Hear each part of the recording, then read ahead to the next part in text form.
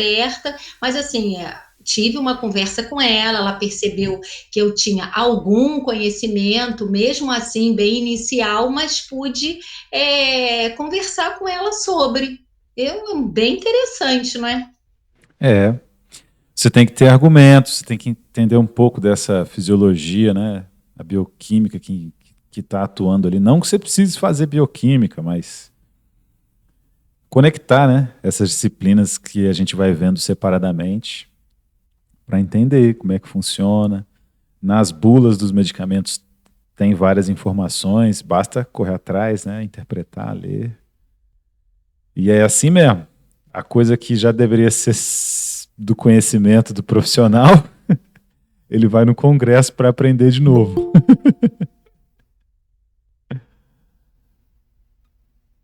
Não, e o legal é que tenha, assim, penso eu, que tem profissionais que estão abertos ao diálogo, né?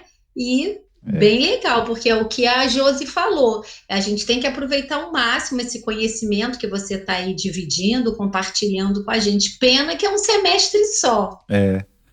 Eu tive, eu acho que na faculdade de farmácia, eu não sei se foram 2 ou se foram 4 agora. Acho que foram 4 semestres de farmacologia. Só que se você for parar para pensar na faculdade de farmácia, você vê medicamentos também em outras disciplinas, né? Várias disciplinas. Então, é muito remédio para cima e para baixo. E muita fisiologia também junto, para conseguir fazer com que você leia uma bula e já saiba o que está acontecendo, né? Para que aquele medicamento funciona, etc. Mas o raciocínio clínico é que é o negócio. Porque já abre a mente, né, professor? Essa questão mesmo da fisiologia que o senhor fala, que já começa a ficar assim mais na cabeça da gente. Isso.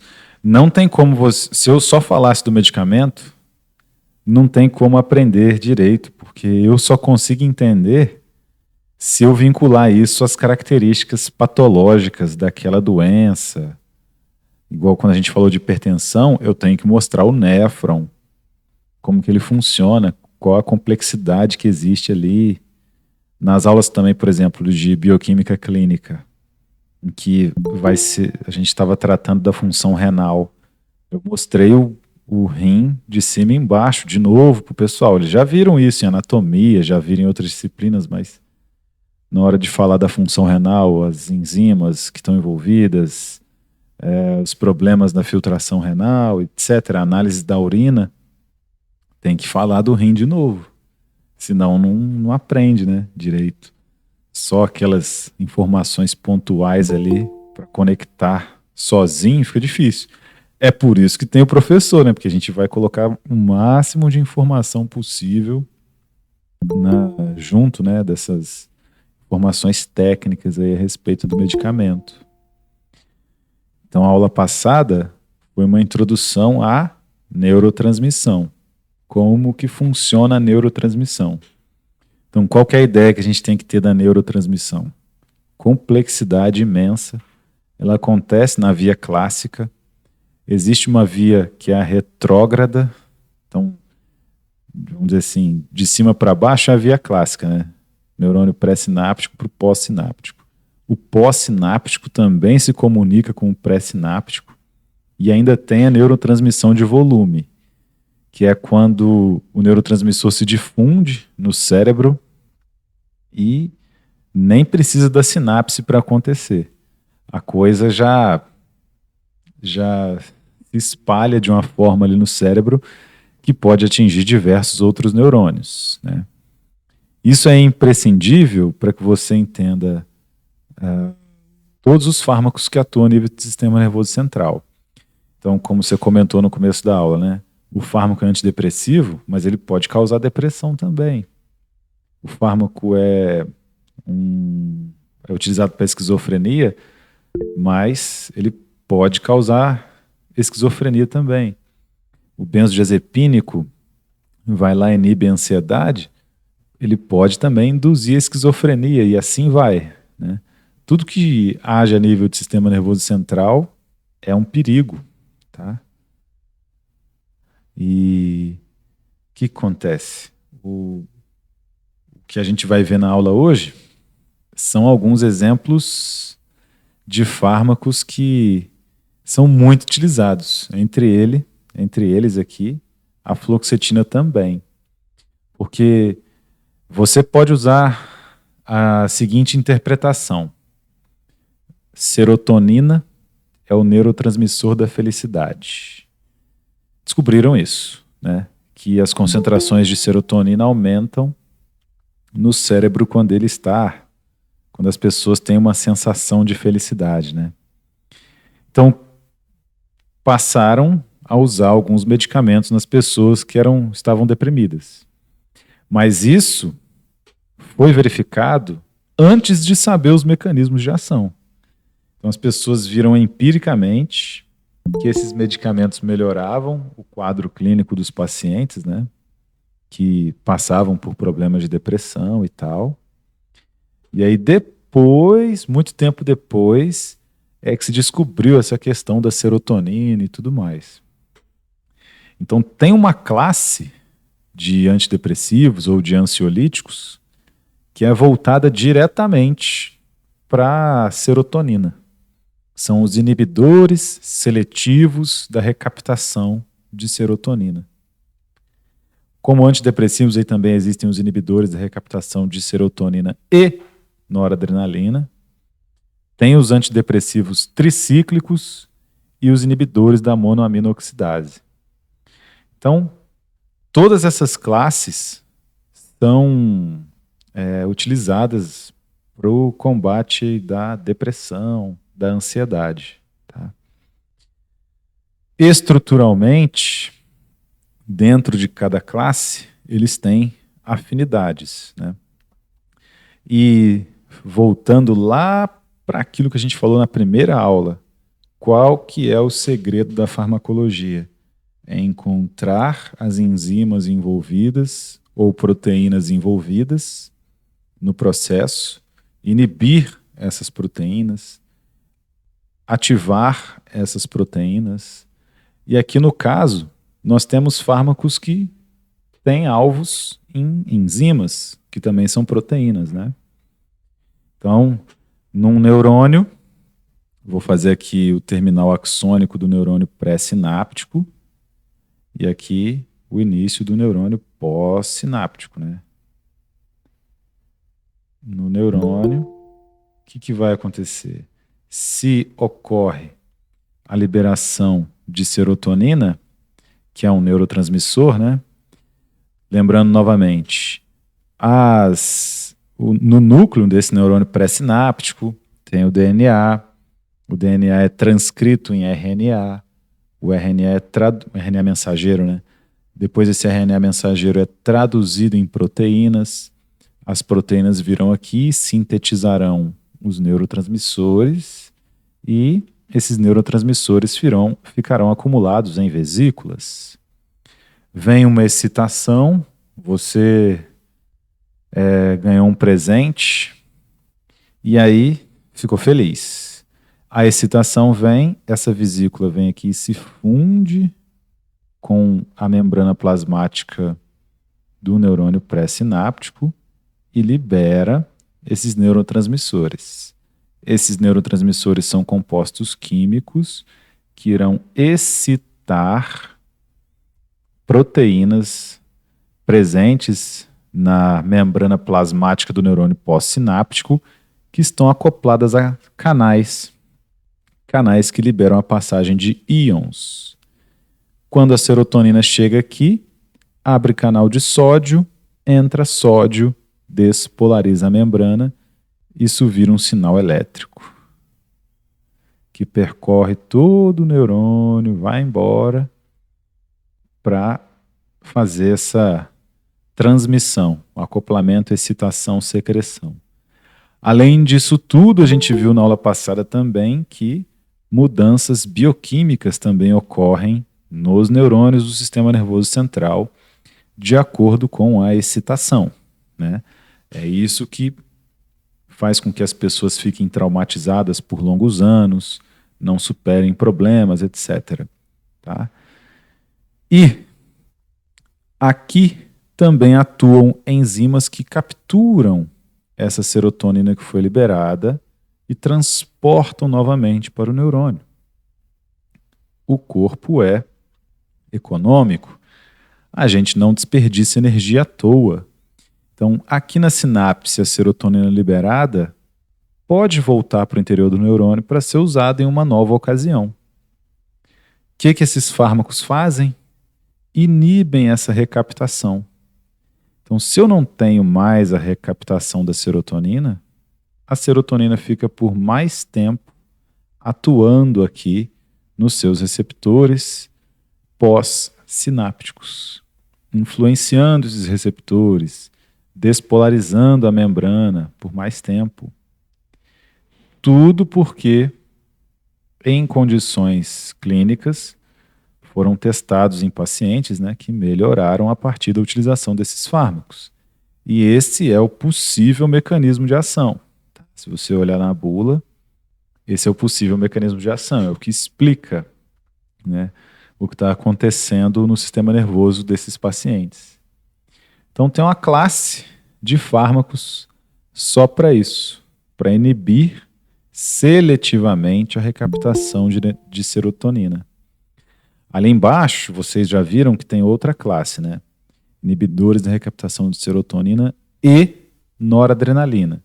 Então, tem a enzima que recapta só serotonina? Tem. Tem a outra enzima que recapta serotonina e noradrenalina? Tem também. Tá. Então, já é uma outra classe. Os antidepressivos tricíclicos, eu não lembro agora direito o mecanismo de ação. E os inibidores da monoaminoxidase também inibem uma enzima que degrada a serotonina. Então o fármaco vem aqui, a fluoxetina vem aqui, eu vou fazer a fluoxetina em laranja. Ela vem cá e inibe essa enzima aqui, ó. Quando ela inibe essa enzima, eu não tenho mais recaptação, a serotonina fica por mais tempo atuando no neurônio e permite um aumento da concentração de serotonina no sistema nervoso central como um todo, né? Estimulando aqui o próximo neurônio pós-sináptico e assim vai. Lá no sistema nervoso central. E são muitos fármacos. Então, para facilitar, eu gosto de dividir dessa forma, né?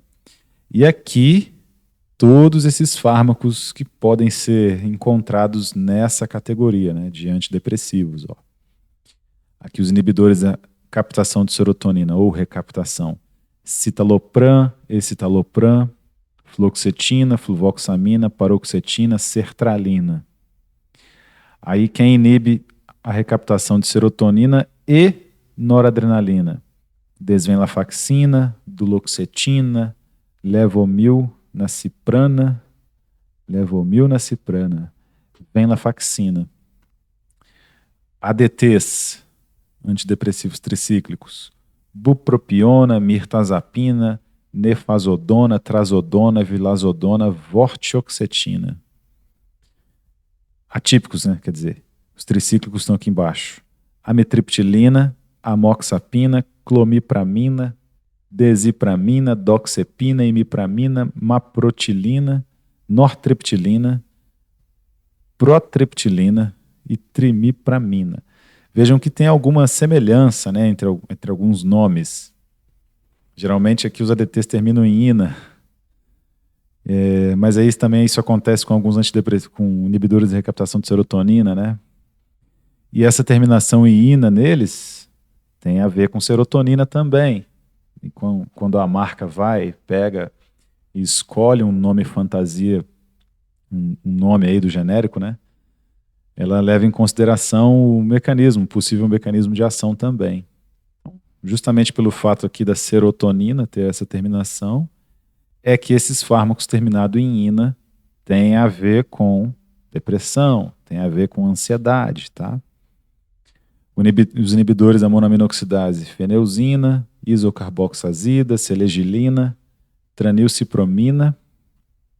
E para tratar distúrbios bipolares e mania, ácido valproico, carbamazepina, lamotrigina e o lítio, cloreto de lítio.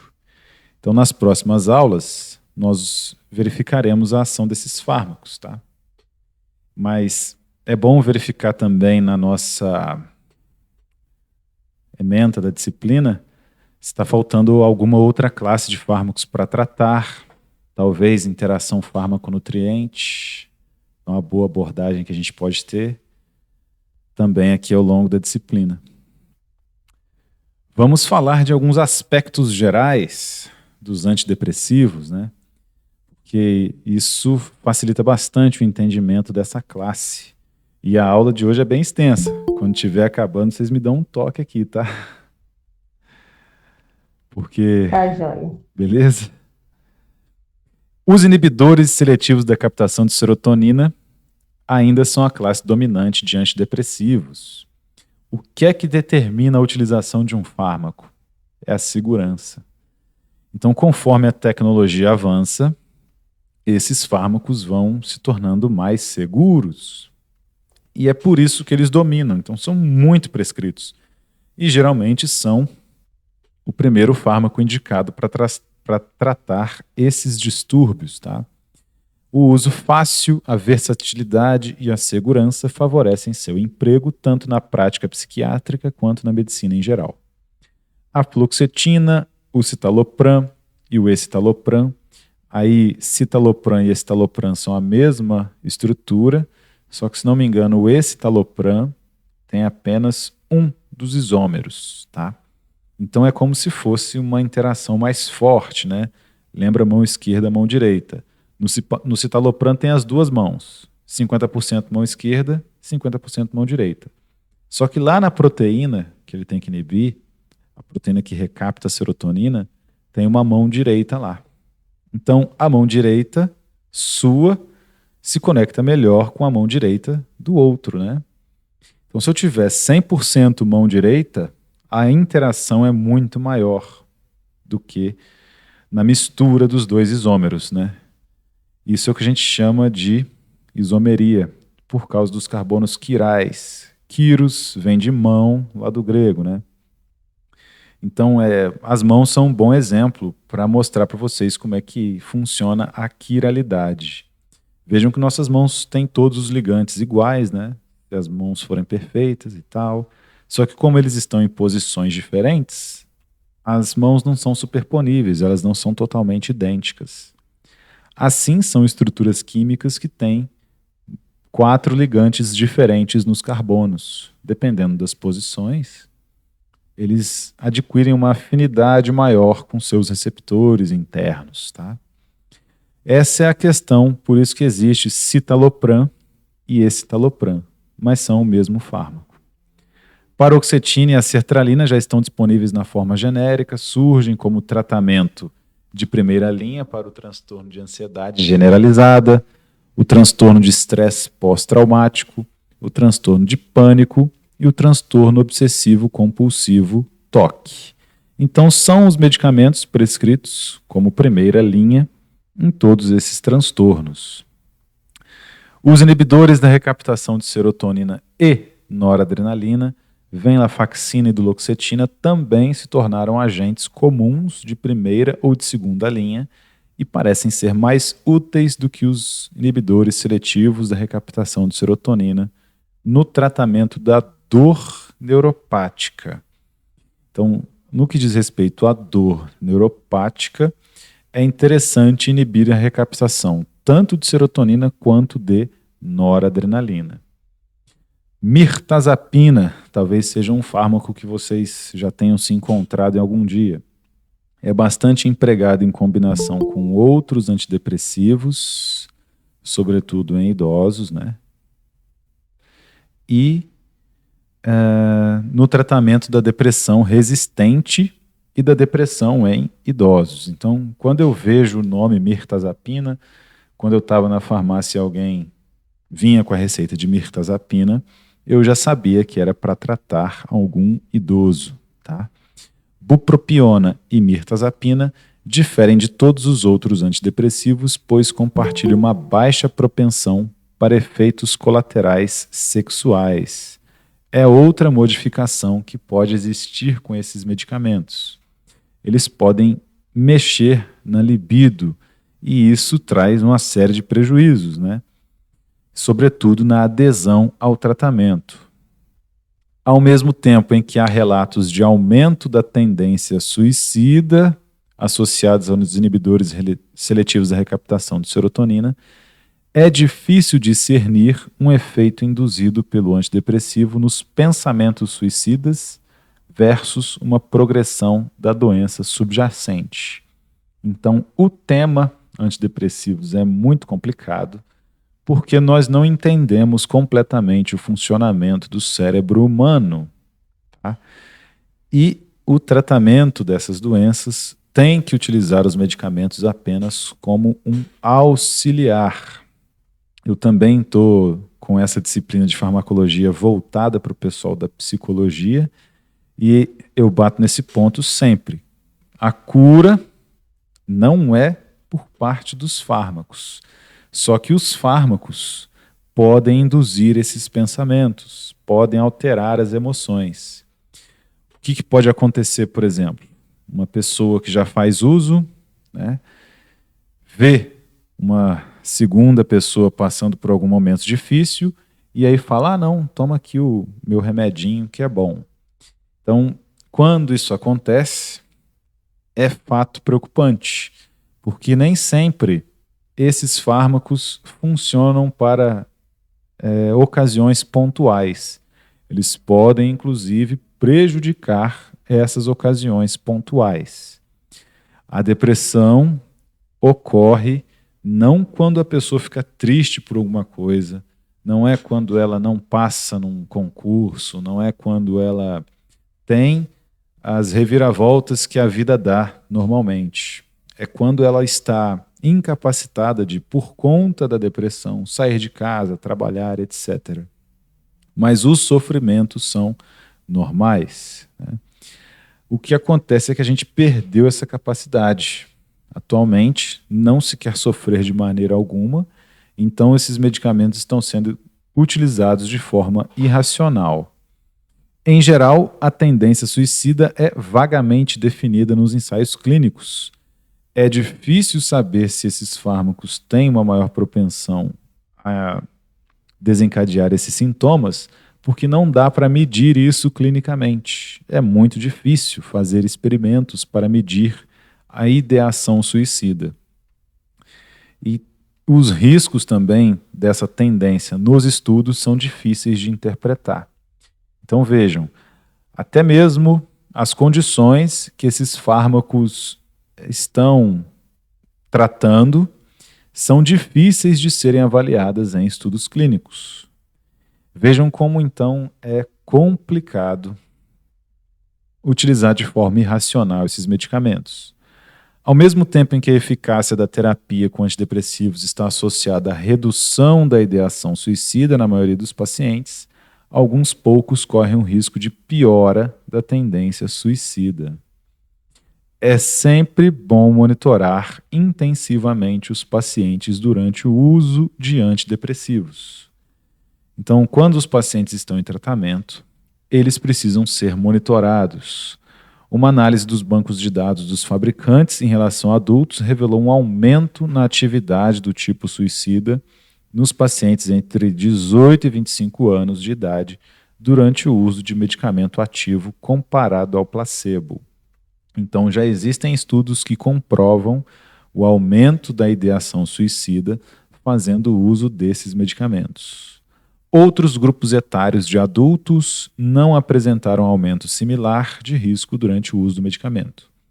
No caso aí, os idosos demonstram uma redução significativa na atividade suicida. Então foi medido, né, por meio de estudos clínicos, e essa é a realidade, né, do impacto desses medicamentos no sistema nervoso central. Os antidepressivos mais antigos, como os antidepressivos tricíclicos e os inibidores da monoaminoxidase, continuam a desempenhar um papel importante, porém mais limitado na prática clínica moderna. Então, naquelas listas que tem ali, tem os ADTs e os IMAUs.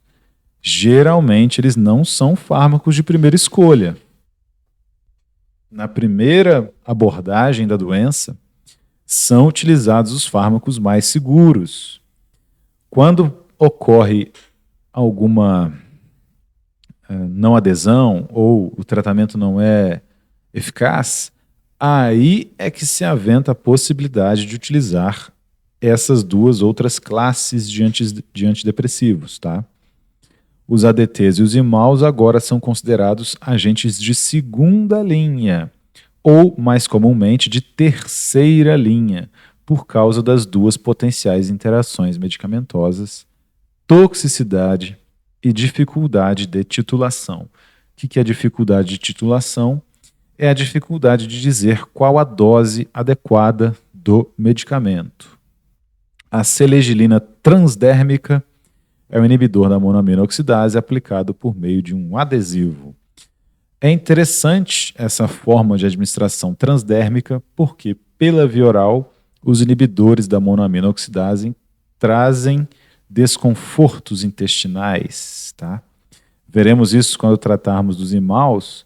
Tem uma interação legal com a nutrição, porque o paciente que faz tratamento com inibidores da monoaminoxidase não pode comer determinados alimentos, tá? Senão ele corre o risco de ter vários efeitos adversos e até desenvolver o que a gente chama de síndrome serotoninérgica. A absorção do fármaco através da pele evita, em algum grau, uma série de problemas associados aos tradicionais inibidores da monoaminoxidase orais, incluindo a hipertensão induzida pela tiramina e a redução da biodisponibilidade pelo efeito de primeira passagem. Do mesmo jeito que tem uma inibidora, uma monoaminoxidase, que é uma enzima que degrada os neurotransmissores, né? Lá no sistema nervoso central, tem no intestino também. E o fármaco inibe todas, né? É interessante que o paciente às vezes não tem essa noção de que o fármaco se distribui no corpo inteiro. Então, se ele está com dor de dente e toma um antibiótico, o fármaco se distribui no corpo inteiro, vai matar a microbiota intestinal. Então é por isso que ele tem que fazer um uso de algum outro medicamento, que nem é medicamento, né? É um probiótico capaz de recuperar a microbiota intestinal. Fluoratil, Probiotop, né? Tem Reflora, alguns medicamentos probióticos, algumas marcas conhecidas. Então, nesse sentido, é interessante verificar, né, que a tiramina que está presente em alimentos defumados, né, queijo defumado, truta defumada e até em frutas, ela não será metabolizada pela monoaminoxidase intestinal quando o paciente faz uso do inibidor da monoaminoxidase. E esse excesso de tiramina, pela inibição da enzima que degrada a tiramina, que é muito parecida com a serotonina, quimicamente, causa esses problemas aí, esse desconforto intestinal, hipertensão, e ocupa também o fármaco, né? O fármaco, em vez de inibir, de chegar até o sistema nervoso central para inibir a monoaminoxidase do sistema nervoso central, ele já será gasto lá na monoaminoxidase intestinal, né? Então, por serem fármacos mais antigos, eles têm esses problemas aí relacionados.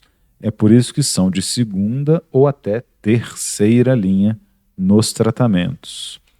A selegilina transdérmica também apresentou taxas mais baixas de efeitos colaterais sexuais, ganho de peso, hipotensão ortostática, do que as comumente observadas com os inibidores da monoaminoxidase orais.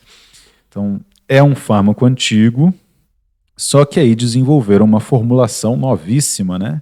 Transdérmica, e aí melhoraram bastante a questão dos efeitos adversos, né, com essa nova formulação.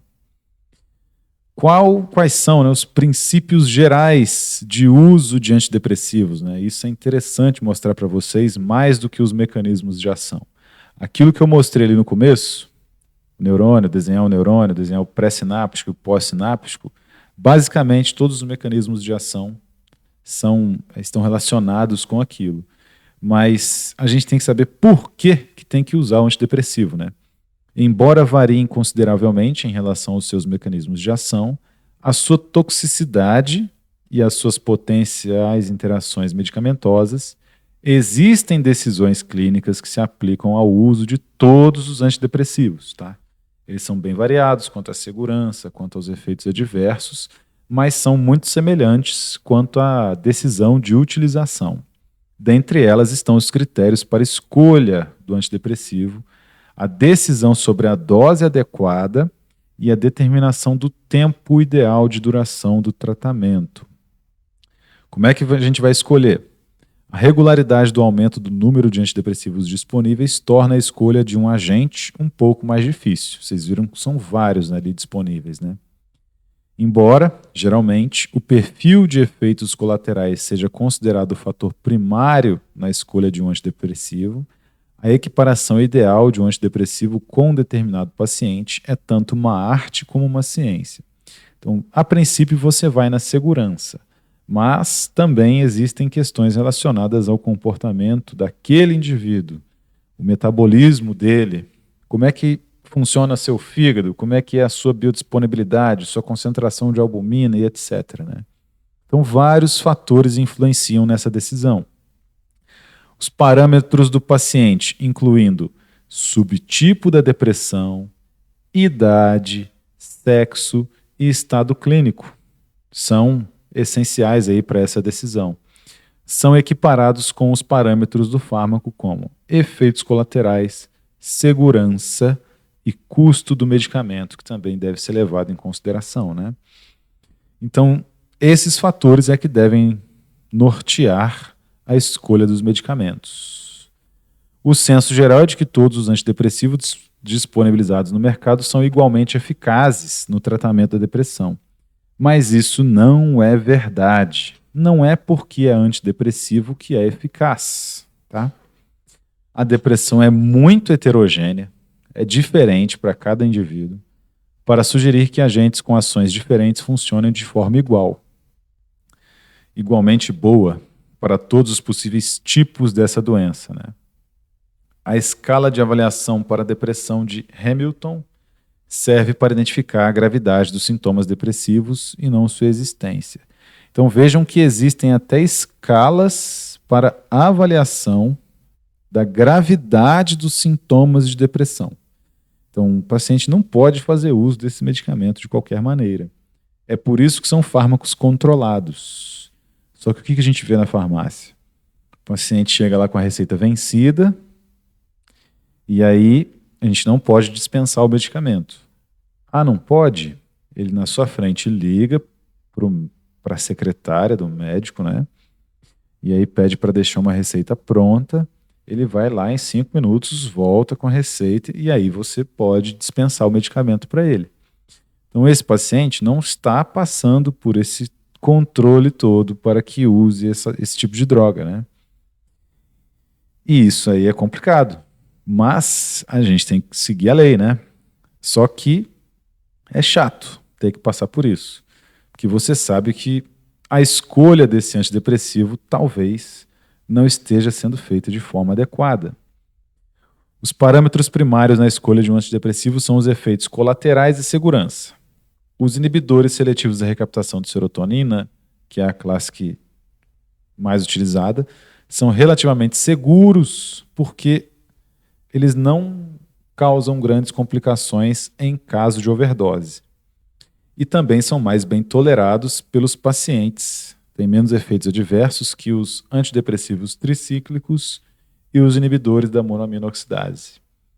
Os efeitos colaterais diferem consideravelmente de classe para classe. Entre os efeitos colaterais de longo prazo mais importantes, que influenciam a adesão, estão o ganho de peso e a disfunção sexual. É provável que os antidepressivos tricíclicos, os inibidores da monoaminoxidase e a mirtazapina sejam os agentes mais problemáticos em relação ao ganho de peso, considerando que a fluoxetina e a bupropiona são os menos problemáticos. Então é por isso que a fluoxetina era usada naqueles coquetéis de emagrecimento junto com anorexígenos, tá?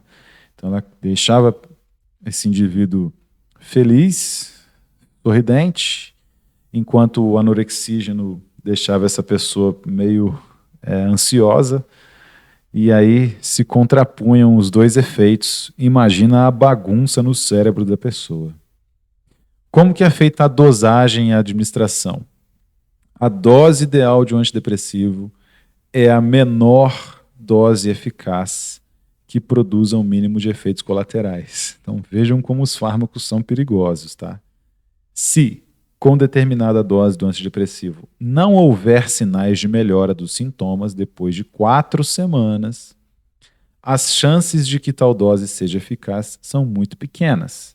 Então, depois de 4 semanas de avaliação, de acompanhamento do paciente, fazendo uso do antidepressivo, é que ele precisa de uma nova opinião, né?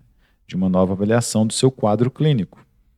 Se determinada dose for tolerada e não produzir benefícios parciais em 4 semanas, ela deverá ser aumentada em vez de haver troca do medicamento. Então, Professor, pois não? esses medicamentos geralmente são passados por psiquiatras, não é? Eu sei que clínico geral também passa, mas para garantir assim uma eficácia no tratamento, não deveria isso ser feito junto com o terapeuta, com o psicólogo, para ele ver a melhora do quadro clínico do paciente, fazer um desmame desse medicamento? Exatamente, você falou tudo. Precisa de uma equipe multidisciplinar acompanhando para a gente ter o resultado ideal. E na prática, não acontece nada disso.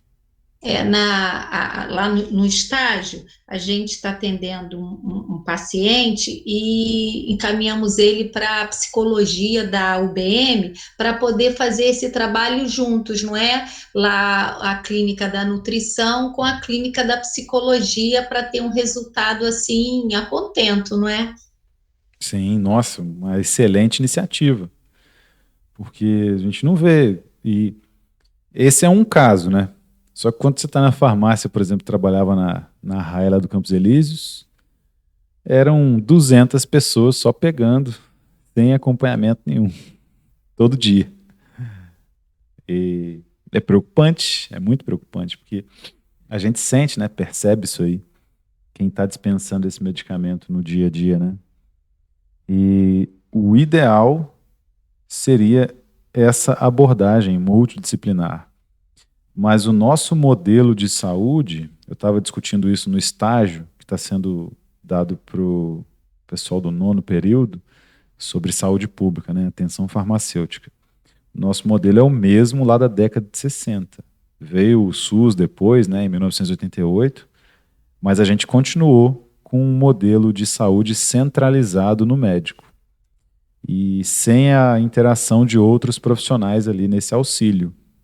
Então o médico virou a interseção entre o céu e a terra e ele é que sabe, né? Para o paciente também, o médico é que sabe.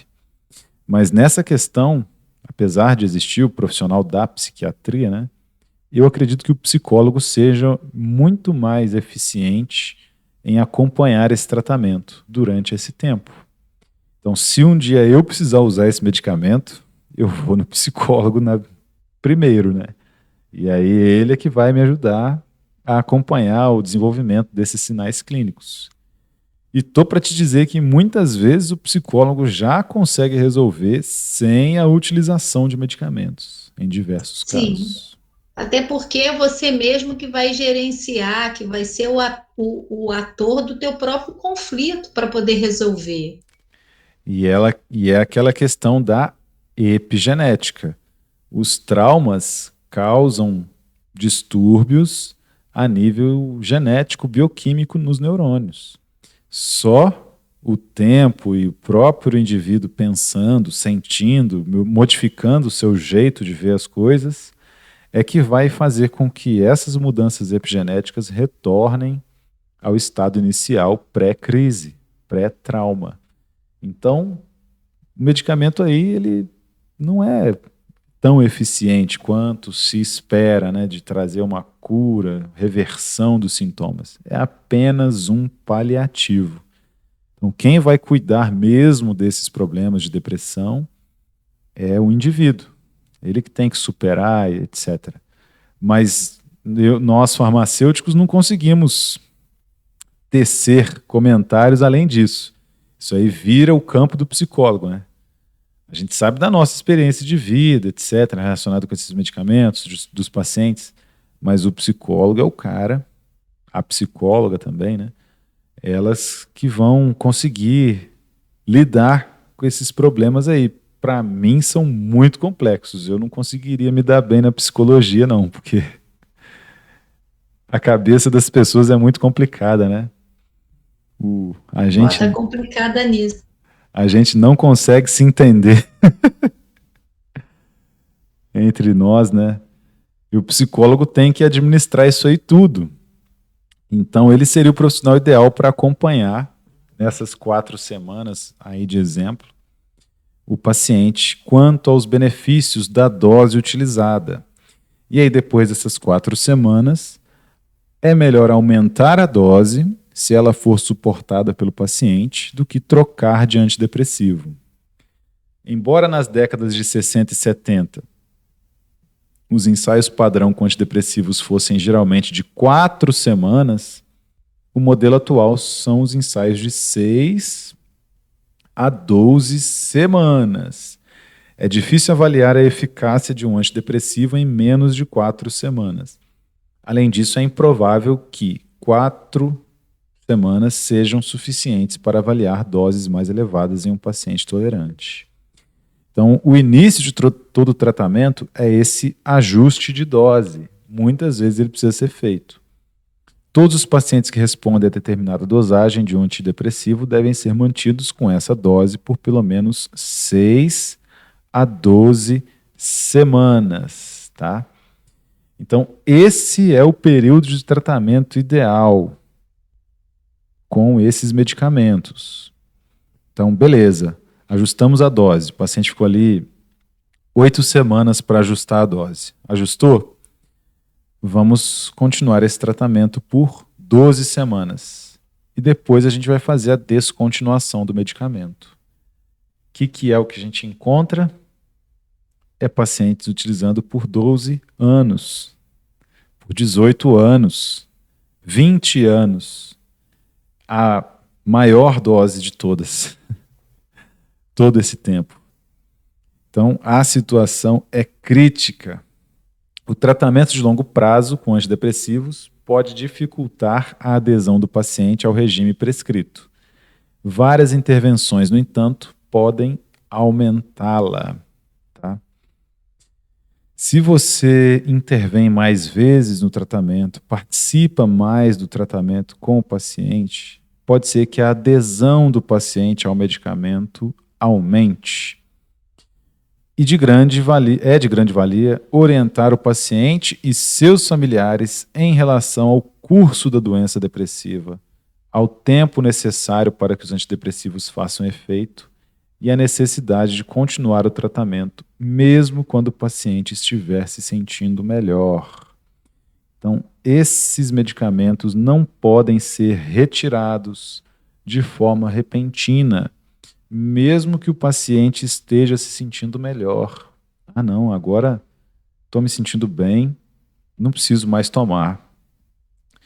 Como esses medicamentos atuam de forma a modificar as condições, a expressão gênica dos neurônios, se eles forem retirados de forma repentina, não dá tempo para a bioquímica do neurônio se adaptar. O sistema nervoso central tem que voltar a produzir esses neurotransmissores novamente. O corpo é econômico. Se tem serotonina lá, para que eu vou sintetizar mais serotonina? Mesma coisa o indivíduo que usa anabolizantes na academia para hipertrofia. Aí vai e coloca testosterona. Homem faz muito isso, né? Mais do que mulheres, né? Tem menos mulheres aí envolvidas nesse setor. Mas beleza. toma anabolizante. Ele mimetiza o testosterona. O corpo pensa assim, se tem testosterona aqui, para que eu vou fazer? Não vou gastar energia com isso. E aí, depois de suspender o uso desses anabolizantes aí, que foram feitos por 4, 5 meses, tem uma queda nos níveis de testosterona imensa. Por quê? Porque o corpo não está fazendo mais. Ele precisa se reacostumar a produzir esse hormônio. A mesma coisa acontece nos neurônios. Se tem serotonina sobrando ali na sinapse, por causa da inibição da recaptação, quando eu tiro a inibição de recaptação de serotonina, a serotonina volta a ser recaptada. Só que eu não tenho a mesma síntese de serotonina. E aí? Aí o paciente pode entrar numa depressão profunda 24 horas depois de tomar o último fármaco, em que ele estava se sentindo bem demais. Então é necessário fazer a descontinuação dos tratamentos, tá? Diminuição das doses, relativamente, até que os neurônios se acostumem a produzir mais insulina. E aí nós temos os inibidores seletivos da recaptação de serotonina, mais especificamente agora, né? Embora os antidepressivos tricíclicos tenham sido a classe dominante de antidepressivos em todo o mundo por mais de 30 anos, chegaram aí os inibidores da recaptação de serotonina para ocupar o seu lugar. Incluem fluoxetina, paroxetina, sertralina, fluvoxamina e o citalopram e o escitalopram. E aí algumas estruturas desses fármacos, estruturas bem variadas, certamente irão interagir com porções diferentes da enzima que recapta a serotonina. Tá? Então não precisa ser o mesmo sítio de ligação, tanto que as estruturas são um pouquinho diferentes aí. Só que elas conservam algumas semelhanças, né? Deixa eu abrir aqui o nosso quadro, pegar o giz aqui. Você pode perceber que em algumas delas tem anéis aromáticos que estão distantes, algumas ligações químicas. Ó. Isso aqui é muito parecido com isso aqui. Provavelmente, esses dois anéis aromáticos são o que a gente chama de grupo farmacofórico. É exatamente o grupo que interage com uma parte da enzima. E aí, se ligando à enzima por meio desse ponto, né, esses dois anéis aromáticos aqui estão ligados ao cloro, ao flúor, eles ocupam o sítio e acabam inibindo a enzima. Então, esse provavelmente é o grupo que realmente tem efeito, né, na enzima. E aqui a gente tem alguns radicais que podem ser utilizados para melhorar a biodisponibilidade do medicamento. Né? Aquilo que eu comentei com vocês em relação ao citalopram e ao escitalopram, aqui está desenhado na forma de bastão, né? E aqui a forma aberta, mas a estrutura é a mesma, tá? Vejam que eles são iguaizinhos, ó. Um anel de 5 membros, tendo oxigênio como heteroátomo, ligado a um anel aromático, um carbono com uma tripla ligação com nitrogênio. E aqui um anel aromático ligado ao flúor. E essa estrutura aqui, com 1, 2, 3 carbonos, mais um nitrogênio, ligado a 2 metis. Exatamente igual. Só que aqui está desenhado na forma de bastão e aqui na forma aberta. No escitalopram tem a predominância de um dos isômeros, enquanto no citalopram os dois isômeros 50-50. Vamos falar então dos inibidores seletivos da recaptação de serotonina. Como o próprio nome já diz, né, inibem seletivamente a recaptação da serotonina pelos seus efeitos inibitórios no transportador dependente da sódio-potássio-adenosina trifosfatase, ATPase, nos neurônios pré-sinápticos. Enfim, deixa isso para lá que aí já é especificidade demais, né? Dentre os 5 inibidores atualmente disponíveis, a paroxetina e o citalopram demonstram ser os mais potentes bloqueadores da recaptação de serotonina. Tá? Os inibidores são extensivamente metabolizados pelas enzimas hepáticas, sobretudo pela 2D6 do citocromo P450. O que isso deve indicar para você nesse ponto da disciplina? Se o paciente consome álcool de forma cronológica, é um alcoolista crônico, e esse medicamento também é metabolizado no fígado pelo complexo citocromo P450, uma coisa não se dá bem com a outra, né? Então é por conta disso que os medicamentos devem ser utilizados sem o uso concomitante do álcool. No caso aqui, dos inibidores seletivos da recaptação de serotonina. Tá? Então, se o paciente precisa desses medicamentos e bebe, temos um problema, porque certamente não haverá um metabolismo ideal desses fármacos no fígado. Talvez precise aumentar a dose? Talvez sim. Né? Talvez isso traga algum problema para o fígado no metabolismo de outros componentes tóxicos? Talvez sim. Né? Então, é ideal não consumir álcool junto desses medicamentos. São indicados para o tratamento da depressão maior e essa utilização é sustentada por vários estudos. Então, ela só é utilizada por causa dos estudos clínicos, antes mesmo de se saber o mecanismo de ação do medicamento. A segunda indicação para os inibidores seletivos da recaptação de serotonina é no tratamento do transtorno obsessivo-compulsivo. E a terceira indicação, totalmente comprovada, é no tratamento dos transtornos da alimentação, sobretudo a bulimia nervosa. Então vejam que interessante. A comida costuma dar prazer, né? E aí o medicamento ele é utilizado no tratamento das pessoas que não comem. Eu não consigo entender muito bem o que passa numa pessoa que come e depois vomita, né? Não é esse o caso da bulimia nervosa? Porque comer é tão bom. Mas, caso aconteça, esses fármacos também já são indicados para o tratamento dessas doenças. Tá? Quais são os efeitos adversos desses medicamentos? As razões mais comuns para a descontinuação precoce dos inibidores seletivos da recaptação de serotonina durante o tratamento são os efeitos colaterais gastrointestinais, que incluem náuseas, diarreia, cólicas, azia e outros sintomas de desconforto gastrointestinal. O intestino é rico em receptores de serotonina, que parece ser o responsável pelo desconforto gastrointestinal induzido pelos inibidores. O que acontece? Não tem serotonina só no cérebro, tem serotonina também no intestino. E aí, se eu inibo a recaptação, mais serotonina fica atuando na sinapse dos neurônios do sistema nervoso central. Sim, só que eu também tenho mais serotoninas atuando no intestino também. Né?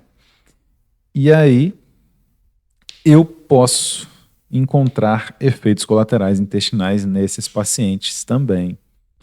Esses efeitos colaterais tendem a diminuir ao longo das primeiras 2 a 4 semanas de tratamento.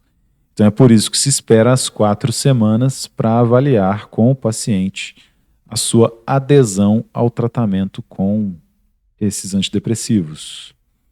Outro grupo de efeitos colaterais normalmente encontrado com esses inibidores da recaptação de serotonina está relacionado à ativação do sistema nervoso central. Pelo menos 10 a 20% dos pacientes que consomem queixam-se de insônia, nervosismo e agitação durante o tratamento. Esses inibidores afetam as vias serotoninérgicas difusas e algumas dessas vias contribuem para a excitação. Então, o paciente pode ficar excitado fazendo uso desse medicamento. Por tal razão, a fluoxetina, que tem a reputação de possuir propriedades ativadoras, deve ser ingerida pela manhã, quando é menos provável que interfira no sono. Então, caso você encontre no seu estágio, durante suas consultas, ou membros da sua família, etc., pessoas que fazem uso de fluoxetina, é preferível fazer o uso de manhã, porque como ela desperta, como ela excita, né, é mais interessante fazer o uso nesse horário. Se fizer o uso noturno, o paciente corre o risco de produzir a insônia. Ocasionalmente, a necessidade da prescrição de doses moderadas de um benzodiazepínico, que é o clonazepam, 0,5 mg 2 vezes ao dia, ou o lorazepam, 0,5 mg 2 vezes ao dia, ou o alprazolam, 0,25 mg 2 vezes ao dia, no início do curso da terapia, para controlar a agitação e o sono. Então, pode ser que seja necessário controlar a agitação, a excitação desse paciente com um depressor do sistema nervoso central, benzodiazepínicos, tá? A trazodona é outro agente normalmente empregado para o caso de insônia induzida pelos inibidores seletivos da recaptação de serotonina. Demonstra eficácia em doses de 50 a 100 mg ao deitar. Então vejam que interessante. Você vai tratar um mal e acaba ficando com outro, né? No caso aí da fluoxetina. E aí os benzodiazepínicos são empregados em associação sinérgica para que a terapia dê certo. De forma oposta, exatamente, diametralmente, completamente oposta, alguns pacientes podem ficar sedados com o uso desses inibidores, tá? Então não é uma regra. Na maioria das vezes, esse efeito é observado com a paroxetina. Quando ocorre sedação, faz-se o aconselhamento de ingestão da dose em torno das 8 horas para combinar o pico do nível sanguíneo com o momento ideal de sedação, que é aproximadamente às 2 horas da manhã. Que eu não entendo muito de sono, mas eu acho que é a hora do sono REM, mais pesado, etc. Beleza? Consta em relatos que o uso da sildenafila, Viagra, é significativamente mais eficaz do que o do placebo em homens com disfunção sexual induzida pelos inibidores seletivos da recaptação de serotonina. E nós observamos isso nas farmácias também. Muitas pessoas estão se direcionando aí para o uso do Viagra porque precisam tomar esses antidepressivos, né?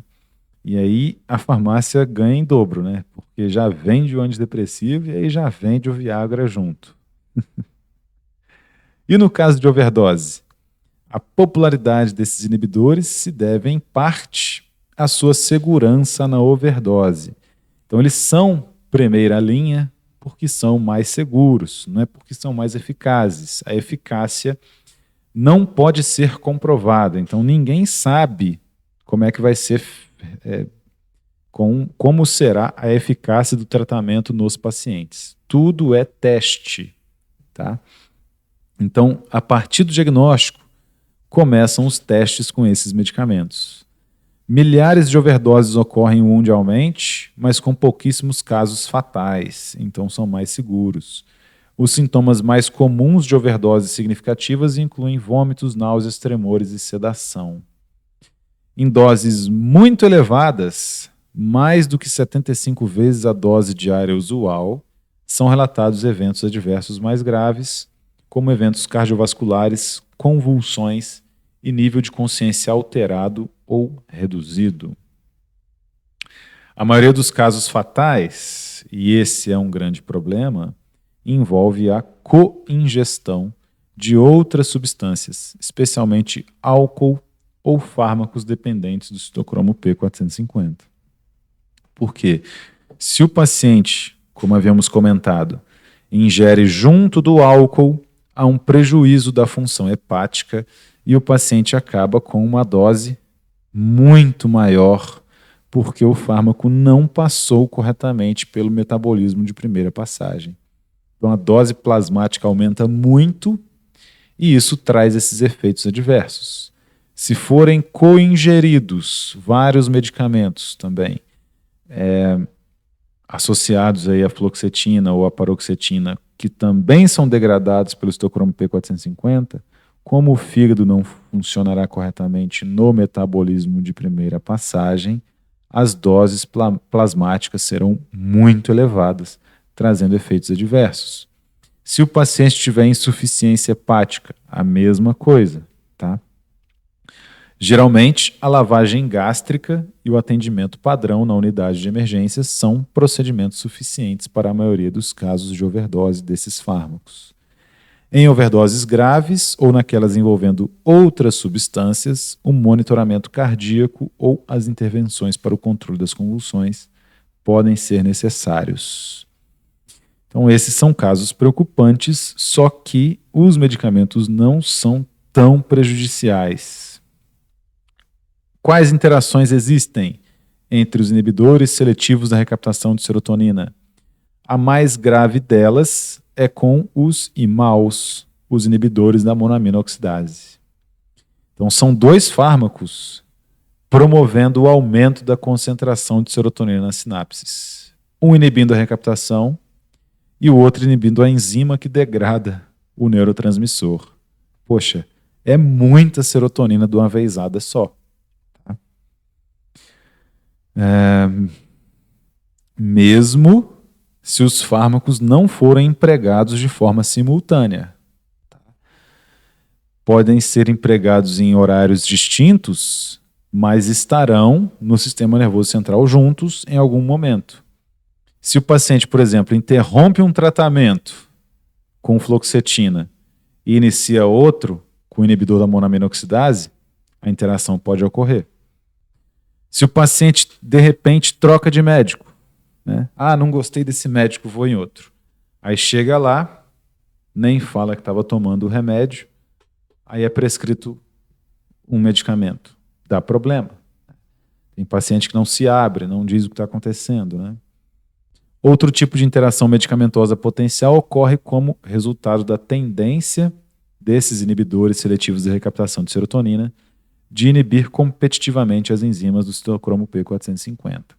Então, medicamentos como esses inibidores que são degradados no fígado, especialmente no fígado pelo complexo citocromo P450, podem ter seu metabolismo alterado quando são utilizados outros medicamentos degradados pelo mesmo sistema, ou álcool, ou insuficiências hepáticas, tá?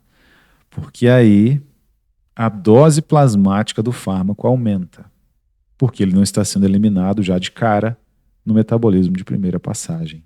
Tá? Então, quaisquer outros medicamentos, se o paciente já usa 10 medicamentos mais a fluoxetina, é necessário acompanhar, monitorar esse uso.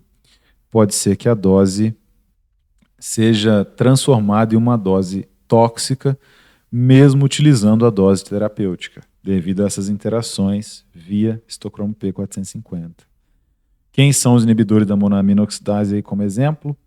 Feneuzina, isocarboxazida, selegilina e tranilcipromina.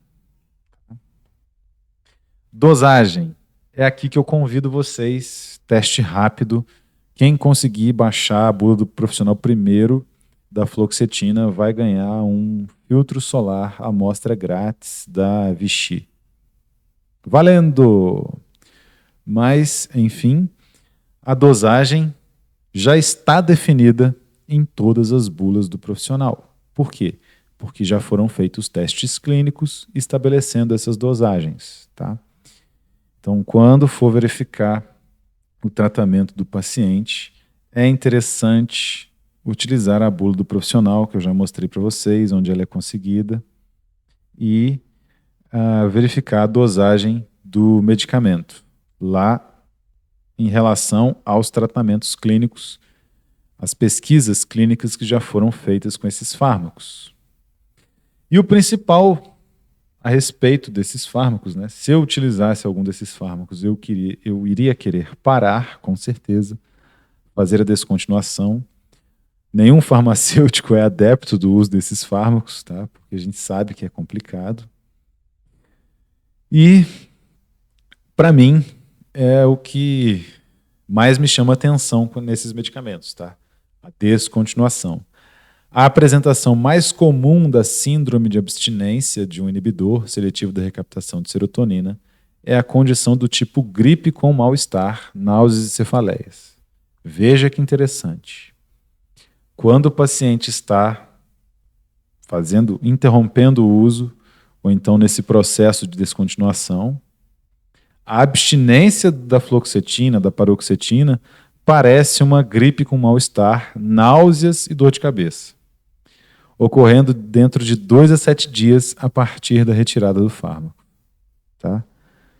Uma pergunta comum na prática clínica é: faz sentido mudar de um inibidor da recaptação de serotonina que não foi eficaz para outro? Embora a prática de substituição desses inibidores por outros seja comum, poucos dados de estudos controlados prospectivos estão disponíveis justificando essa prática.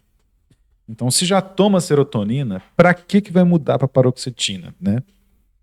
Entretanto, está claro que os pacientes que desenvolvem intolerância ao inibidor podem se beneficiar com a troca para outro. Então, a intolerância a uma daquelas estruturas que nós vimos pode estar conectada com o metabolismo daquele indivíduo, né?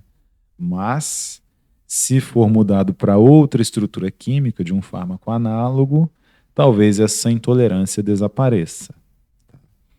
Então, a descontinuação pode ocorrer por diversas formas, né?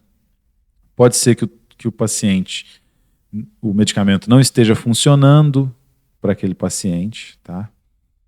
Ou o paciente já se recuperou do seu trauma e aí vai fazer a descontinuação. Ou o paciente desenvolveu uma intolerância ao medicamento. O medicamento já não faz mais efeito. Beleza? E tá cedo ainda, né? A gente já pode continuar essa aula, na aula 11. Dúvidas, sugestões, comentários por enquanto?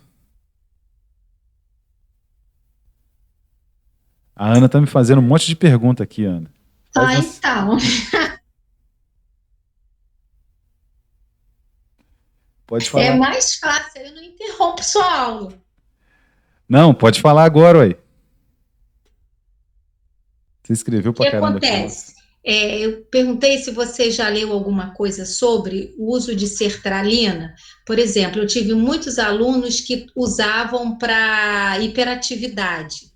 E muitas vezes não estava nem comprovada essa hiperatividade, até porque não tinha uma equipe multidisciplinar, fono, era o pediatra que indicava, não tinha um psicopedagogo, um psicólogo para fazer um estudo de caso e dizer que o menino era hiperativo. Muitas vezes era sem limite porque os pais não davam conta dele.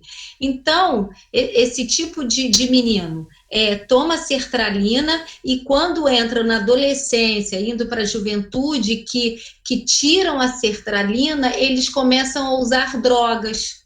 Tem algum nexo causal? Tem alguma relação entre isso? Entre isso? Eu acho que não, eu acho que é falta de couro mesmo. Ah, tá. Mas pode ser que sim, né? Pode ser que sim. Não dá para descartar essa hipótese, tá? Mas até essa parte, né, no que diz respeito às crianças, sim, ela está relacionada também com alguns transtornos, né? sim. Vamos dizer que a criança tem, de fato, hiperatividade. O que o pessoal já faz? Ritalina. Que é um fármaco controlado também, lista A.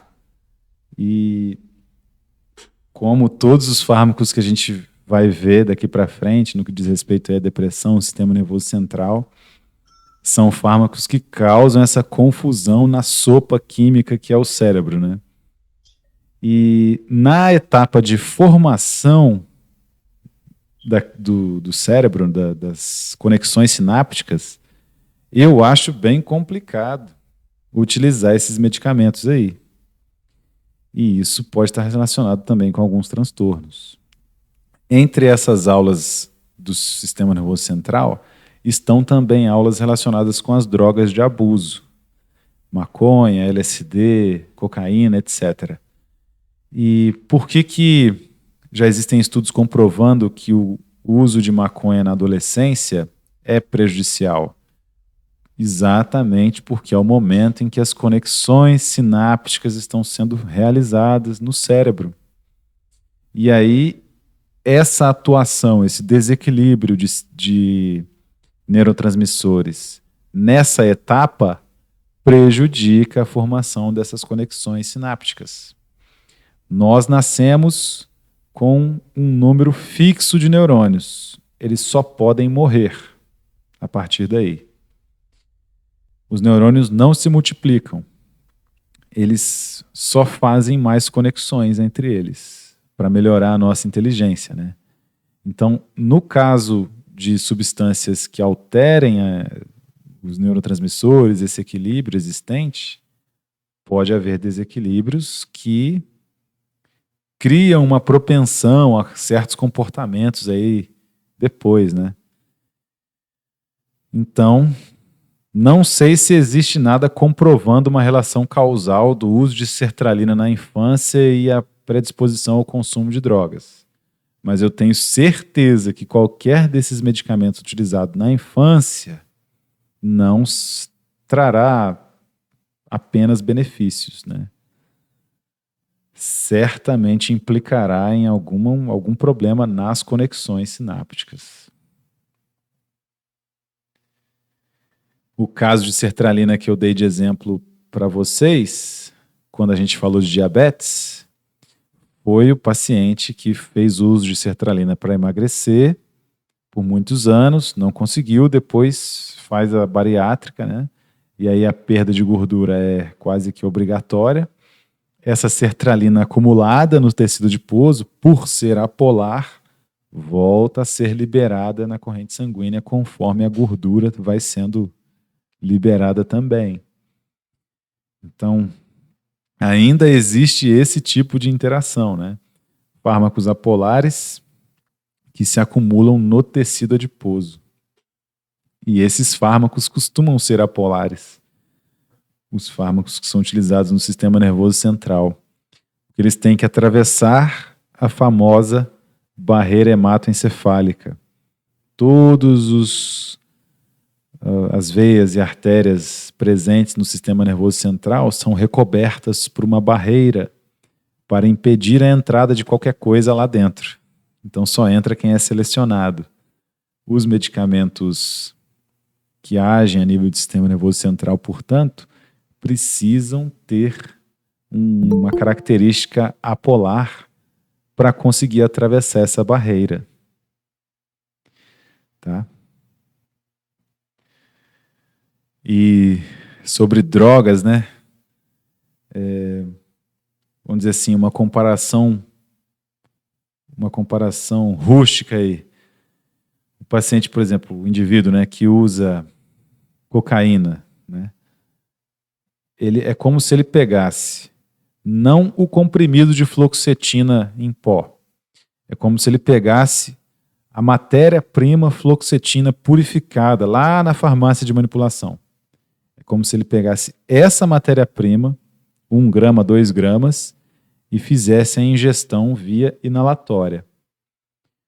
Como que algo que precisa ser, né, atravessar a barreira hematoencefálica, etc., chega no sistema nervoso central, então? A questão é que a via inalatória, ela se conecta diretamente com o cérebro, né? A gente viu também na aula de diabetes que o cérebro, o sistema nervoso central, ele não precisa da insulina para que a glicose entre nas células. Então, toda a glicose que tiver no seu sangue vai predominantemente para o cérebro. Porque se o cérebro falhar, você morre. Outra coisa que existe privilegiando o cérebro é o sangue oxigenado, que acaba de fazer a troca aqui no pulmão. Então a gente inspira O2, expira CO2. Por quê? Porque as nossas hemácias ali agora no pulmão mandaram o CO2 para o pulmão e pegaram o oxigênio. para onde vai esse sangue mais oxigenado primeiro? Para o cérebro. Né? Então ele vem aqui para oxigenar o cérebro. É por isso que a via inalatória é utilizada no caso dessas drogas de abuso.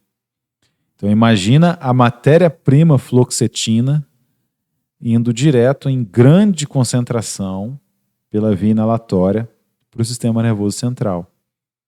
Então não tem comparação com uma droga, né? Um comprimido de fluoxetina, etc. Mas a dependência pode se tornar a mesma em relação a esses medicamentos e a essas drogas de abuso. Tá? É por isso que o crack também é até mais rápido do que a cocaína pela via inalatória. No crack, a fumaça leva mais rapidamente, porque a superfície de contato é maior, né? Pense que a cocaína em pó tem que ficar lá no pulmão por um tempo, até se dissolver no sangue e aí chegar no cérebro. Agora, a fumaça não. Ela será incorporada muito rapidamente ao sangue pulmonar e aí chegará no sistema nervoso central. A mesma coisa acontece com o THC da maconha, né? A fumaça se incorpora no sangue pulmonar e vai diretamente para o sistema nervoso central. Tá?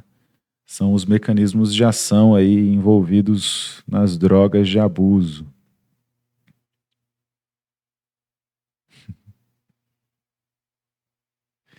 E isso era o que eu tinha para começar o papo relacionado aí aos antidepressivos. Acabou que eu falei até rápido demais, achando que não ia dar tempo de chegar na aula hoje, né? Mas é isso que eu quero de vocês, meus amigos. Uma reflexão a respeito dos fármacos. Ninguém vai sair dessa disciplina farmacologista, tá? Mas a gente precisa saber que esses fármacos podem, na verdade, nem ser a solução, podem ser mais problemas para o paciente na hora de utilizá-lo. Existem outras alternativas para tratar esses problemas, né? E vocês estão vendo isso nos estágios, etc., né? Vários problemas desencadeados pela situação que nós estamos passando, né? Lockdown, pandemia, desemprego, etc. Só que a solução não é o medicamento. Tá? Os medicamentos são apenas paliativos. Vamos dar uma olhada na bula da fluoxetina. Quem é que conseguiu achar? Ninguém, né? Sabia. Ninguém leva fé aqui no bulário da Anvisa.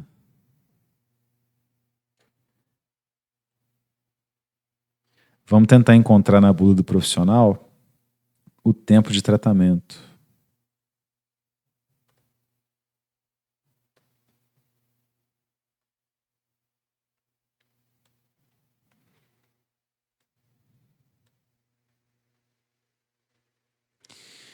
Então esse que é o dia a dia do farmacêutico. Quando a gente está na drogaria, o paciente chega com um medicamento que você não conhece, vem aqui, bulário da Anvisa, e aí a gente parte para a interpretação. Minha função, né, minha missão estará cumprida se você aprender a fazer isso aqui, interpretar isso aqui. Né? Então, veja que na bula do profissional, as informações estão todas completas. Aquelas informações que eu coloquei ali de livros para vocês, tem aqui também. Ó. Isso aqui é como se fosse um procedimento operacional padrão para a utilização desse medicamento. Tá? Então aqui tem até mesmo as indicações da fluoxetina, toque. Aqui ainda tem mais coisas, né, ó, incluindo a tensão pré-menstrual, irritabilidade, disforia, transtorno disfórico pré-menstrual, nem sei o que é isso. Mas depois do diagnóstico, a gente já consegue avaliar quais são os tratamentos direcionados, né? Depressão, ó. A eficácia de cloridrato de fluoxetina para o tratamento de pacientes com depressão, menor ou igual a 18 anos, foi comprovada em estudos clínicos placebo controlados de 5 a 6 semanas. 5 a 6 semanas. O cloridrato de fluoxetina mostrou-se ser significativamente mais eficaz do que o placebo, conforme mensurado na escala de depressão de Hamilton, que eu citei para vocês lá. Tá? Então, existe utilização em crianças também, mas por muito pouco tempo, 5 a 6 semanas. Eu não tinha essas vantagens na minha época, eu apanhava mesmo e isso aí já resolvia. E tinha também aqueles sermões que eram até piores que uma surra, né? Que atacam e constroem a nossa moral. Isso aí já dava conta.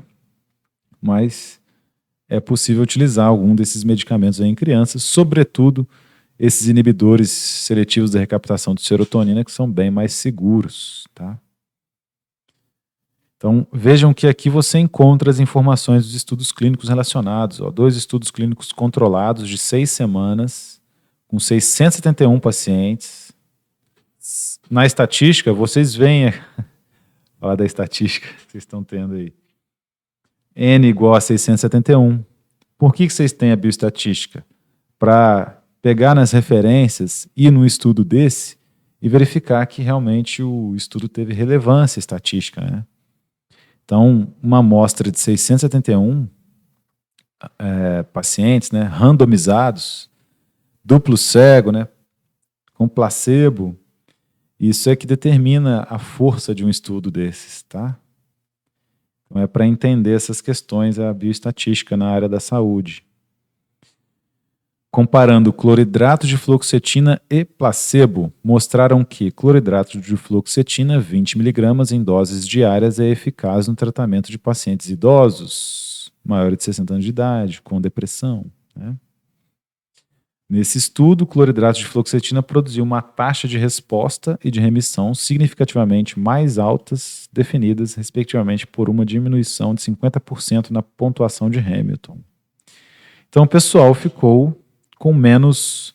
A gravidade diminuiu, né? 50% nessa escala aí de pontuação de Hamilton. TOC, transtorno obsessivo compulsivo. Bulimia nervosa, que é onde tem uma conexão maior com a área da nutrição, né?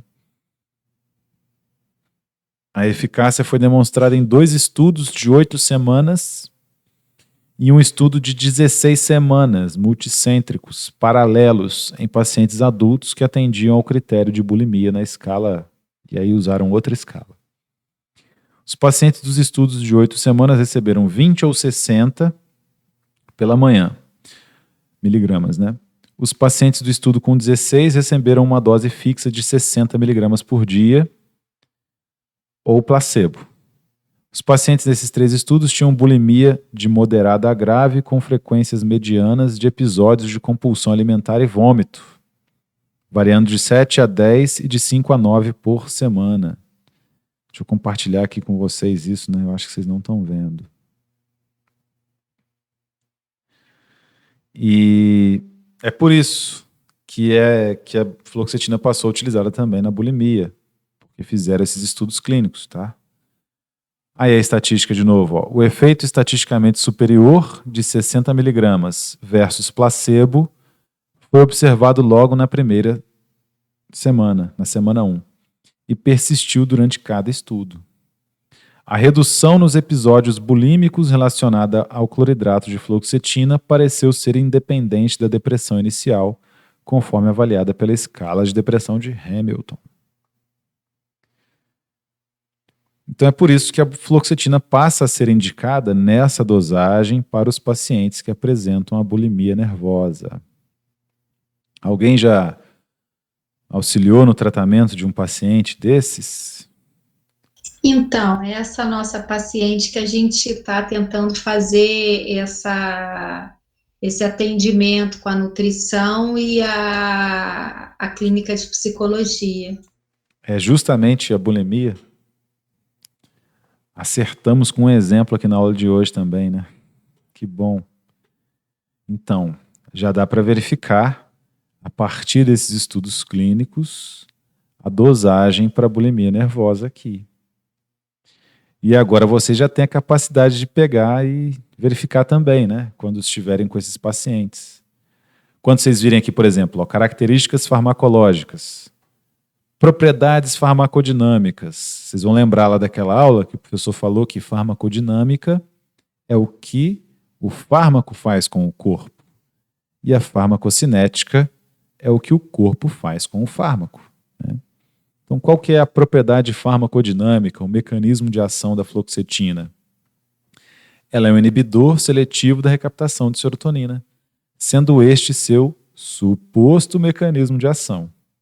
A fluoxetina praticamente não possui afinidade com outros receptores, serotoninérgicos, beta-adrenérgicos, dopaminérgicos, histaminérgicos, muscarínicos, receptores do GABA, mas se acredita que é a inibição da recaptação de serotonina. E a farmacocinética é bem absorvida após a administração oral, concentrações plasmáticas máximas são alcançadas dentro de 6 a 8 horas, se liga firmemente às proteínas do plasma e se distribui largamente. E por aí vai.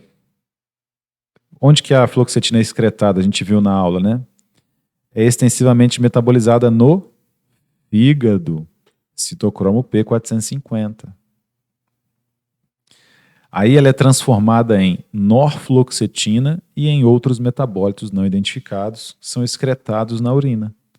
A meia-vida de eliminação da fluoxetina é de 4 a 6 dias e de seu metabólito ativo é de 4 a 16 dias. Então é por isso que o paciente interrompe o uso, se sente bem, né? Interrompe o uso, 4 dias depois, depressão de novo, ou crise de ansiedade, ou novo episódio de bulimia nervosa. Porque demora um pouco para o fármaco ser completamente excretado. Então ele fica agindo ali. Então é por isso que não se pode descontinuar repentinamente o tratamento. Contraindicações: alergia, né, hipersensibilidade. Aqui a gente falou na aula, inibidores da monoaminoxidase. Não pode fazer uso junto da fluoxetina com os imaus. Tá? Ainda colocaram outro aqui, tioridazina. Cloridrato de fluoxetina não deve ser usado em combinação com tioridazina ou dentro de pelo menos 5 semanas após a suspensão do cloridrato de fluoxetina. Não sei o que é essa tioridazina. Advertências e precauções. Isso é que é interessante, risco de suicídio. A possibilidade de uma tentativa de suicídio é inerente à depressão e a outros transtornos psiquiátricos, né? E pode persistir até que uma remissão significativa ocorra, assim como outras drogas de ação farmacológica similar, antidepressivos. Casos isolados de ideação e comportamentos suicidas foram relatados durante o tratamento com cloridrato de fluoxetina ou logo após sua interrupção. Então, existem esses relatos. É por isso que esses fármacos são controlados. Embora não tenha sido estabelecida uma relação causal, como coloquei lá para vocês também, né? É difícil de medir essa ideação suicida nos estudos clínicos. Tá? Mais de 25 anos de idade. A partir de um grupo de estudos de antidepressivos em transtornos psiquiátricos, encontram um aumento do risco para ideação e ou comportamento suicida nos pacientes pediátricos e jovens adultos, menos de 25 anos de idade, comparados ao placebo. Então, aquilo que a gente tinha visto, né? Utilização desses medicamentos para o tratamento das crianças traz danos, né? Não é 100% legal. E não dá para prever o que acontece. Efeitos cardiovasculares, erupções da pele, convulsões, assim como outros antidepressivos, a fluoxetina deve ser administrada com cuidado a pacientes com histórico de convulsões. Hiponatremia, a diminuição da concentração de sódio no sangue, Foram relatados casos de hiponatremia, alguns com sódio sérico abaixo de 110 milimolar por litro. A maioria desses casos ocorreu em pacientes idosos e em pacientes que estavam tomando diuréticos ou com depressão de líquidos. Vou mostrar para vocês uma interação elegante da hiponatremia com transtornos cerebrais. Você pode pensar assim, nossa, sódio? O que tem a ver o sódio com o cérebro? Meu Deus, não tem relação nenhuma uma coisa com a outra. Por que tem a ver, meus amigos? Vocês lembram lá quando ocorre aqui a liberação do neurotransmissor, né? Ele vem cá, chega no seu receptor, que está aqui na membrana do neurônio pós-sináptico, excita o receptor. Esse receptor está conectado a um canal de quê? De sódio, né? Sódio, então, passa aqui para o interior do neurônio, despolariza a membrana e aí passa um impulso nervoso. Fica mais positivo aqui, negativo aqui, pá. Isso aí despolariza a membrana, o impulso vai embora, né? E se eu não tenho sódio? E se eu tenho uma baixa de concentração de sódio? Eu tenho excitação? Não tenho. E se eu tenho uma alta concentração de sódio, muito sódio? Eu tenho uma hiperexcitação? Tenho uma hiperexcitação. Então é algo que você não dá muita bola, principalmente hoje. Isso aí tem a ver diretamente com a nutrição, porque temos que evitar o consumo de sódio. Temos que evitar o consumo excessivo de sódio. Mas o sódio é necessário, né? Então, talvez você se encontre com pacientes assim, que não estão comendo sódio de forma alguma para evitar a hipertensão. Mas tem que ter sódio. Até no coxo do boi, não põe sódio para o boi lamber por causa disso aqui, ó. Para o boi ter a mesma quantidade de sódio numa lambida que ele dá ali naquele sal, ele tem que comer uma grande quantidade de capim. Então, isso balanceia as coisas, né? O boi gosta do sabor do sódio. E aí o fazendeiro aproveita e põe até outros nutrientes lá misturado com o sódio. A mesma coisa é a gente. Então, não pode ficar sem comer sódio, porque sem sódio não tem neurotransmissão, tá? Todos os neurotransmissores aqui, noradrenalina, tá? A serotonina aí, dopamina, a maioria deles está associada a canais de sódio. Então, se tiver muito sódio é ruim, mas se tiver a hiponatremia, não tem impulso nervoso. E aí não é impulso nervoso só no sistema nervoso central, não. É nos músculos também, né? A coordenação muscular e tudo mais. Então é por isso que foi relatado aqui como efeito adverso. No caso do uso concomitante com diuréticos ou com depressão de líquidos, né? Vômito, diarreia. A gente perde os eletrólitos quando acontece um episódio desses. Então é preciso ficar sempre atento. Nas bulas, são coisas que a gente deixa passar, né? Hiponatremia, sódio. Se o paciente passar mal, vomitar, tiver diarreia, ou usar diuréticos, ou estiver desidratado, temos problemas, né? A síndrome serotoninérgica fica aí para as próximas aulas. Câncer, lactantes, as interações medicamentosas, ó, falamos disso na aula também, compostos metabolizados pelo citocromo P450, 2D6, outras drogas, ligação à proteína do plasma. Ó, devido ao fato da fluoxetina estar firmemente ligada às proteínas do plasma, a administração de cloridratos de fluoxetina a um paciente que esteja tomando outro medicamento que seja firmemente ligado à proteína pode causar uma mudança nas concentrações plasmáticas do mesmo.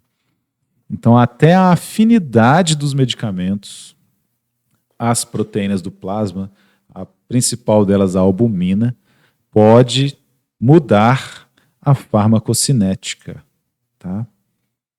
Então, quanto mais vocês se especializarem aqui, tiverem interesse nessa parte da farmacologia, e isso é fácil de acessar, é só chegar na bula do profissional, melhor vocês entenderão a saúde dos pacientes, né, como um todo.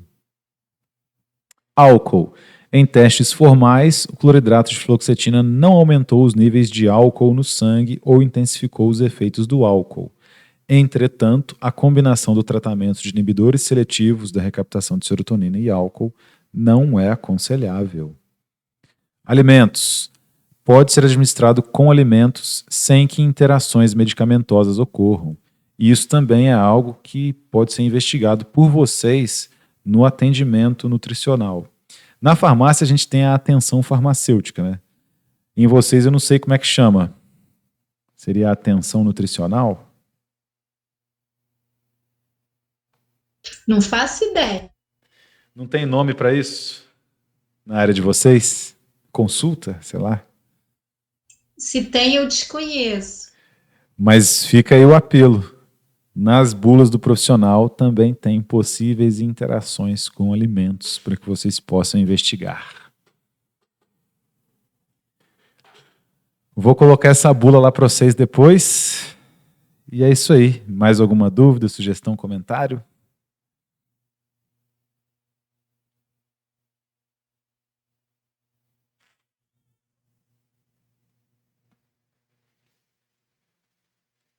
Nada. Aqui a bulimia nervosa, que a gente tinha comentado, né? Por que a dose é 60 miligramas por dia? Porque aquele estudo clínico que a gente viu lá em cima estabelece, né? Estudou essa dose. Ó. Então, no caso da sua paciente, pode ser que seja prescrito para ela a fluoxetina, mas nessa dose aqui, ó, 60 miligramas por dia, tá? Professor, ela Pois é não. muito jovenzinha e ela toma assim muitos medicamentos.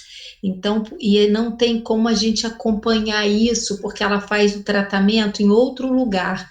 Por isso que nós nos reunimos com o nosso professor lá do estágio e a gente está tentando que ela venha para o BM fazer esse acompanhamento para a gente ter acesso, não é? E conversar mais com o profissional que, né, vai trabalhar com ela, para a gente poder assim, ter um tratamento melhor, porque ela está na clínica desde os 14 anos e ela já está com 17, então assim, a gente precisa resolver, sabe, ajudá-la mais. Sim. E sempre lembrando que nessa idade, pelo que a gente viu ali os efeitos adversos, né, relacionados à ideação suicida, é uma idade de risco com o uso desses fármacos. Então, é ideal que esse problema consiga ser resolvido sem o auxílio de fármacos. Tá? É a recomendação do farmacêutico. Ok. Ficamos assim por hoje, então? Beleza. Falou, pessoal. Uma excelente semana para vocês. Até a próxima. Fiquem com Deus.